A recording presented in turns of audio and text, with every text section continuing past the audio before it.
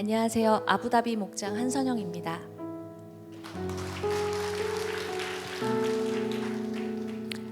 저는 현재 유한대학교에서 교수로 재직하고 곧 입대를 앞둔 큰아들과 초등학교 6학년 쌍둥이 아들을 둔 워킹맘입니다. 저는 식사를 할 때 짧게 기도하는 습관이 있는데요. 이런 저의 모습을 보고 사람들은 저에게 크리스찬이냐고 묻곤 했습니다. 이럴 때면 저는 왠지 양심에 찔려서 늘 이렇게 대답했습니다. 저는 날라리 신자예요. 왜 그리 당당할 수 없었는가 생각해 보니 주일은 상황이 될 때만 지켰고 복잡한 성경 속 인물이나 스토리조차 제대로 아는 것이 없는 게 부끄럽다고 생각했던 것 같습니다. 그런 부끄러운 생각이 수강 동기가 된 것 같습니다. 올해도 참 바쁜 나날의 연속이었지만 왠지 이번 생명의 삶을 꼭 수강해야 될 것만 같은 느낌이 들어서 신청하게 됐습니다. 부끄럽게도 저는 성경책을 제대로 펼쳐본 적이 없었는데 이번 생명의 삶 공부를 하면서 그리고 성경을 읽고 요약하면서 성경도 읽어볼만 하구나, 그리 어렵지 않구나, 재미있네 라는 생각이 들었습니다. 그리고 정말 내가 예수님을 믿는 것일까? 내가 구원받은 게 맞는 것일까? 라는 물음에 대답을 찾았습니다. 내가 예수님을 믿고 구원받았다는 것, 한번 구원받았다면 나는 영원히 하나님의 자녀이고 주님이 늘 나와 함께 동행하고 계시다는 것을 깨닫게 되었습니다. 이제는 하나님의 자녀가 된 특권을 가지고 예수님의 성품을 닮아가는 삶을 살기를 원합니다. 나의 자존심을 내려놓고 섬기는 삶, 그리고 사랑을 담은 용서의 삶을 살기를 소망합니다. 생명의 삶을 수강하면서 저에게 찾아온 첫 번째 변화는 바로 기도의 회복입니다.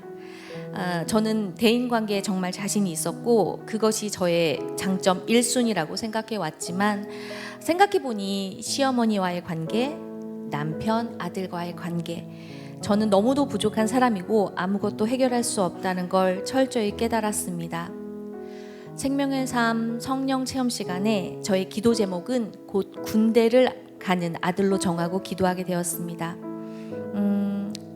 학교 다닐 때 왕따의 경험이 있었기 때문인지 모든 상황을 회피하려는 아들을 저는 제대로 돕지 못했고 변화시키지 못했습니다. 그래서 저의 짐을 주님 앞에 내려놓고 기도했습니다.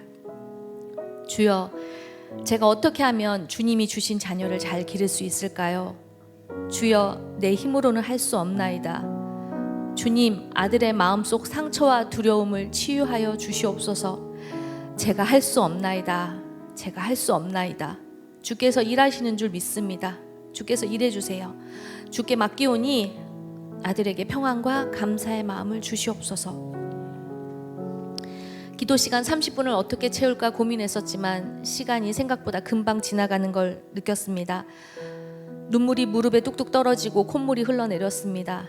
나의 짐인 줄 알고 혼자서 감당하던 것들이 주님 앞에 내려놓았습니다. 이렇게 하면 되는 거구나.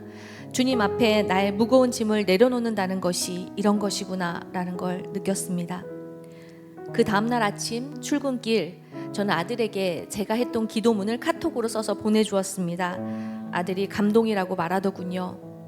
군대를 앞두고 있는 아들은 심란한 마음과 두려움, 그리고 여자친구와의 문제 등 이야기를 나누다가 아들이 먼저 엄마 우리 기도할까? 라는 말을 꺼냈습니다.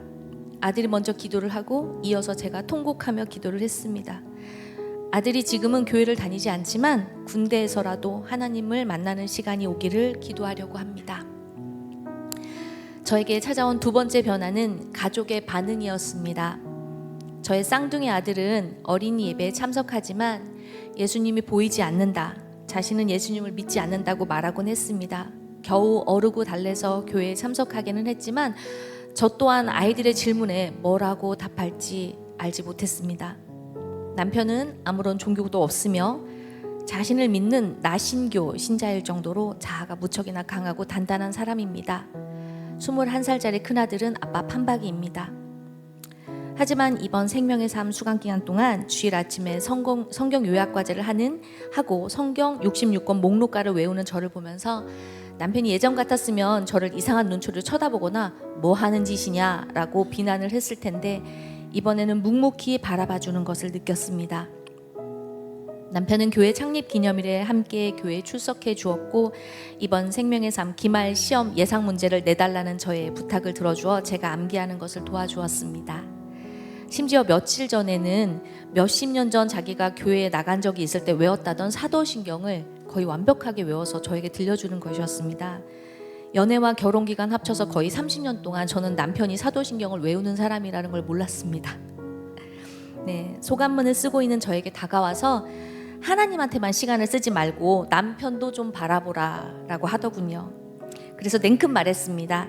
예수님은 인간의 모습으로 내려오셨어. 나에게는 당신이 예수님이야. 교회에서 섬기고 순종하라고 했어. 나는 당신을 잘 섬겨야지. 평소 같았으면 교회에 시간 내는 것을 불만을 갖고 얼굴에 온갖 화남이 가득 차서 씩씩대며 제 마음을 불편하게 했을 남편이었을 텐데 이제는 그 도끼가 보이지 않았습니다. 엄마가 그리고 아내가 성경을 가까이 하고 하나님 말씀을 묵상하고 삶에서 예수님을 조금씩 닮아가려고 노력하자 가족들이 조금씩 하나님에게 문을 열어가고 있는 모습을 느낄 수 있었던 소중한 경험이었습니다. 지금은 아직 교회에 출석하지 않지만 서두르지 않고 주님의 때를 기다리고 기도하고자 합니다. 마지막으로 세 번째 변화는 제 삶을 대하는 태도입니다. 지금껏 큰 흐름을 보았을 때 저는 거의 실패를 모르고 승승장구해왔습니다. 실제 나의 모습은 너무나 부족한데 왜 이렇게 크게 사랑받는지 스스로 의아하기도 하고 또 한편으로는 하나님이 나를 참 많이 사랑하신다고 생각하며 살았습니다. 하지만 저는 제가 하나님 노릇하려 했고 자신의 판단을 믿고 행동하는 죄인이었다는 것을 고백합니다. 그리고 나름 행복하고 부족함이 없고 문제가 없다고 생각하던 저의 삶이 참 어렵고 고되다는 것을 알게 되었습니다. 최근 저에게 큰 이슈인 직장 내에서의 문제, 실적의 문제, 승진의 문제, 시댁의 문제, 남편의 문제, 아들의 문제 모두 제가 해결할 수 없는 일임을 고백되어집니다.